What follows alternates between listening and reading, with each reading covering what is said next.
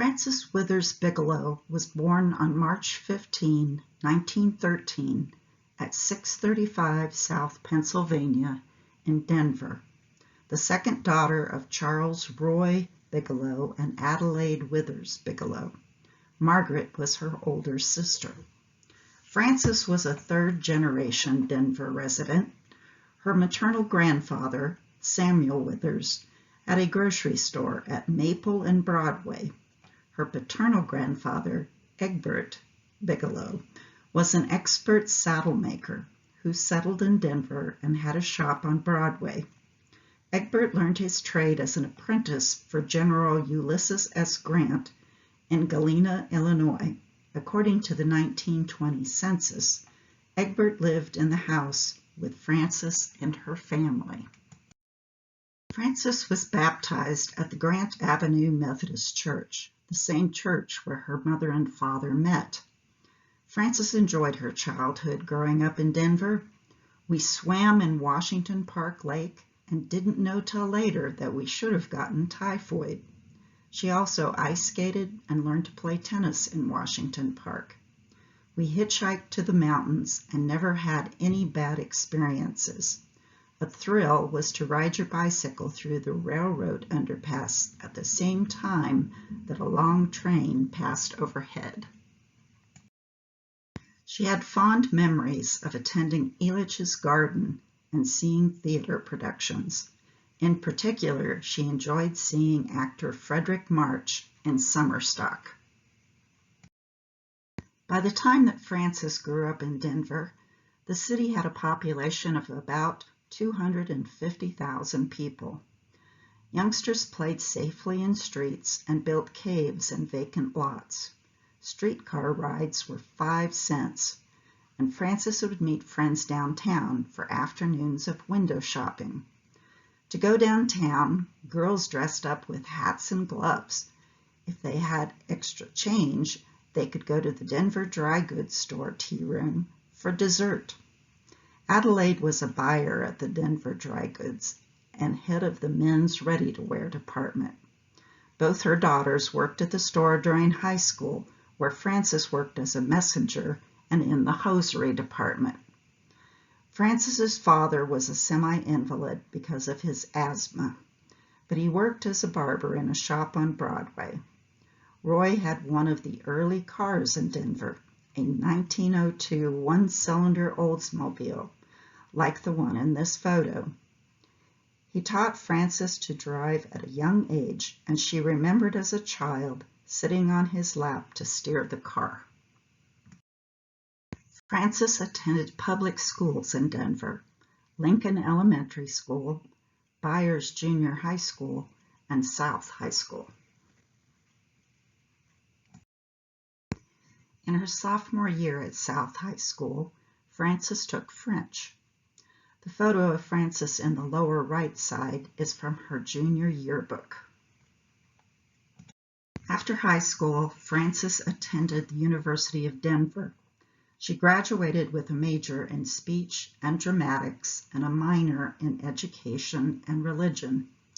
The university was referred to as the Streetcar College because the streetcar ran by it, but the streetcar did not run near Frances's home at 1250 South University, so she had to walk 2 miles to classes or hitch a ride. After college, Frances taught in Denver schools and at Sargent School near Monte Vista. Though she loved teaching, she left Denver to pursue a Master of Arts degree in Personnel Administration from Columbia University in New York City. Frances worked for American Airlines in New York in personnel after graduation. In 1945, Frances accepted a position at Eastern New Mexico College in Portales. She was the Dean of Women and Director of Dormitories and Housing. Frances served as a missionary from 1949 to 1955 for the Methodist Church in Montevideo, Uruguay. The passenger manifest shows that Frances, at age 36, left New York for Montevideo via Brazil on September 8, 1949.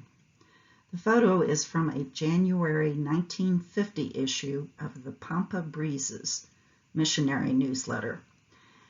At Cramden Junior College, Frances was the director of a school that served as a training center for teachers in mission schools and had students from 8 countries. Uruguay has given us a pleasant welcome. My impression of Cramden Institute was even better than I had been led to expect. Our first months are an interesting and inspiring introduction to South America. I am accepting gratefully the generous help and encouragement which the people offer in learning Spanish. By 1955, Frances had fallen in love with the ministry, and she was ordained as a deacon with the Methodist Church. Frances studied psychology at CU Boulder and did graduate work in theology at Garrett Biblical Institute at Northwestern University. She graduated with a master's at Iliff School of Theology in Denver. Margaret Sheaf was in her graduating class. In 1956, the United Methodist Church voted to ordain women ministers. Margaret Sheaf and Frances Bigelow were elected into the annual conference in the University of Denver Chapel as the numbers 5 and 6 women in the United States. After a 2-year trial period, both women were given full membership in the Rocky Mountain Conference. This is an article in the Coloradoan from 1958 about the visit of Reverend Frances Bigelow with her sister Margaret Miller and their mother Adelaide Bigelow. Frances had just become an ordained minister. Frances received her first church in the small town of Callahan, east of Colorado Springs. Frances said that the church accepted her as a female minister. She oversaw a building campaign where an old Rock Island Railroad station was dismantled and moved from Hill Rose to Calpan, rebuilt and used as a fellowship hall for the church. By 1960, Frances was also preaching at the Edison Leader Methodist Church, and she was appointed to the Board of Social Relations of the Rocky Mountain Conference. In 1962, Frances taught at a college in Bogota, Colombia. She led a Lyle Fellowship student group from the University of Michigan, Wellesley College, and the Philippines. The group worked in the public health field in what she described as some of the worst slum areas of the world. It was a great study in human relations. In this news article, her sister Margaret received a phone call indicating that Frances was okay after an earthquake in Colombia had killed 90. Frances told her sister that although cracks appeared in the hotel walls during the quake, no one was injured. In June 1962, Frances was moved by the bishop to a Spanish church, El Mesías, the Messiah Church, in Pueblo, where she had 2 sermons every Sunday. She preached in English in the morning and in Spanish in the evening. Under her leadership, the church started a daycare for the area. In 1965, Frances' next church was in Rye, Colorado, where she stayed for several years. The church started the Rye Chautauqua with the Pueblo Symphony in the foothills of the Sangre de Cristo Mountains. Other ministries included associate minister at the First United Methodist Church in Boulder and Emmanuel United Methodist Church in Denver. Frances was instrumental in starting the Christian Educators Fellowship for the Rocky Mountain Conference. This slide shows Frances presiding at a wedding at University Park United Methodist Church in Denver in 1969. While at Faith United Methodist Church in Cheyenne, Frances became interested in the problems of alcoholics. She worked in alcoholic rehabilitation centers and as a board member in Cheyenne with the Advisory Council for halfway houses and rehabilitation centers. Frances took a sabbatical in 1972 and traveled in Canada and the eastern United States, visiting alcoholic rehabilitation centers, including the Dogwood Center in Toronto. She studied in the psychology department at the University of Florida, Gainesville, where she helped a Presbyterian minister working at their medical school develop an alcoholic rehabilitation program near the campus. In June 1973, Frances was appointed Associate Minister at First United Methodist Church in Fort Collins. While in Fort Collins, Frances set up a ministry for the aged at the church.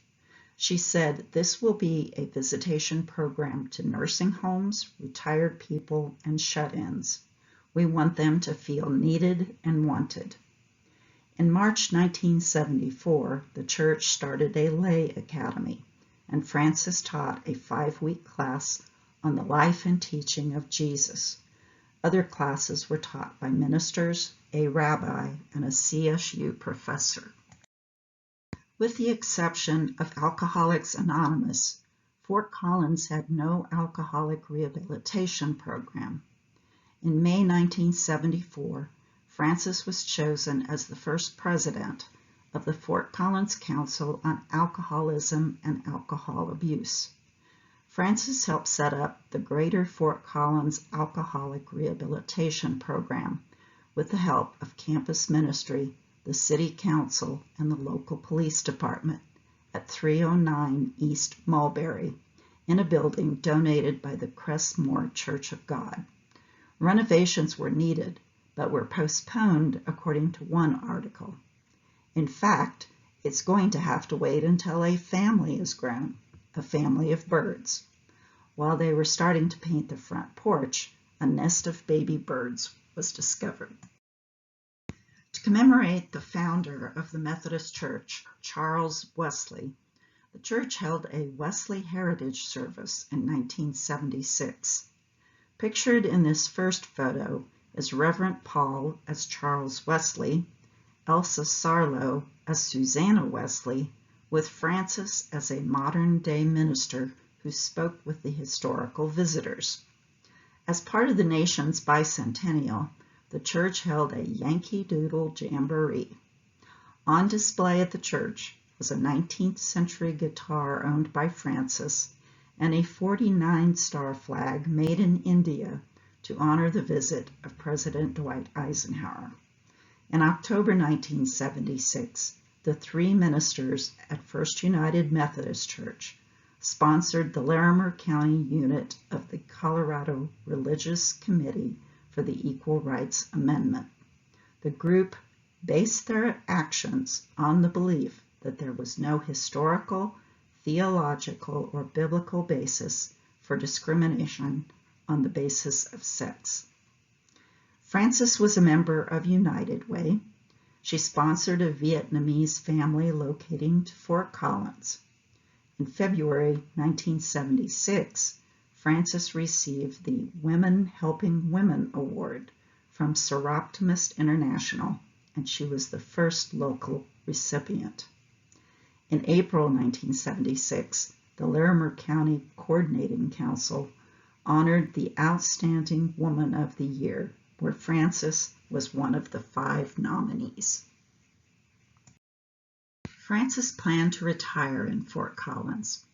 United Methodist Conference requires ministers to be away from their last church for at least a year before retiring to that same town. So Frances left Fort Collins in May 1977 to pastor at Pine Bluffs Church in Wyoming. In 1978, she retired to Fort Collins. After retirement, Frances preached at the Hillsdale Church east of Cheyenne and organized 16 or 17 local ministers to preach at the Poudre Canyon services every Sunday.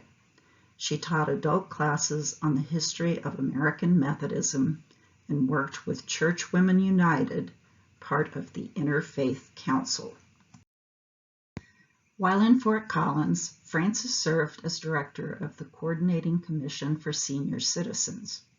Among other successes, they created a directory of services for seniors, helped seniors with taxes and city bills, and implemented discount fare on transport for seniors. During her retirement, Reverend Don Lambert of the American Baptist Church approached Frances to become the first director of Elderhaus at 605 South Shields, an adult day program.